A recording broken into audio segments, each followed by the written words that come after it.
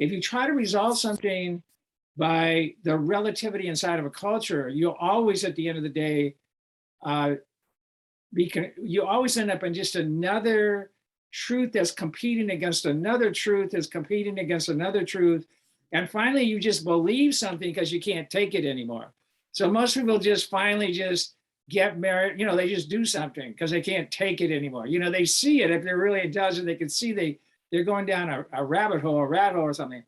But eventually they just bail, they just cave, and they just, okay. And then they just rationalize and justify. So you see this, okay, I'm going to go. Okay, I can't take it anymore. I just jump on something, then I rationalize and justify that for the next 40 years, and then I die, So they never want that life.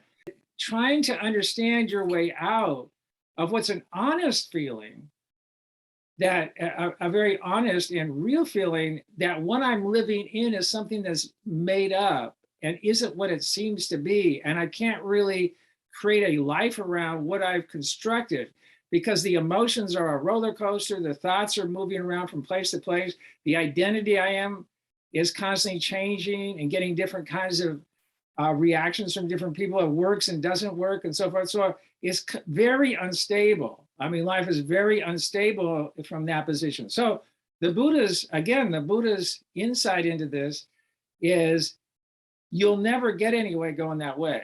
The only possibility is you have to look into the decision making, that the awareness that's alive right now in this conversation in each of us. Look down in that awareness and bring that awareness to a kind of stillness or quietness or observing sort of confidence in a sort of an observing mind that can begin to observe all this mechanism happening internally, can actually see the mechanism happening. And if you can actually observe the mechanism happening, you'll actually see how the contradictions are actually constructed.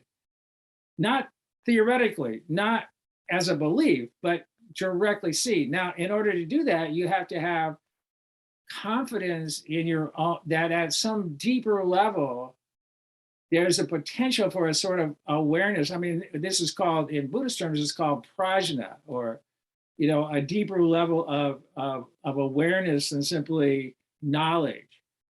But the only way you could know that really existed is through direct experience yourself. There's no way that you can know that from outside. You can only know that from your own process and from your own efforts to work on developing that perspective.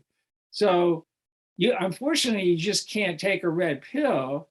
You actually have to spend time working in the observing place of that. And then when you do that, you'll begin to see how all that's constructed. You'll see how the contradictions are constructed. You'll see how your desire, your fears, your confusions lead you to have emotions, ideas, and actions.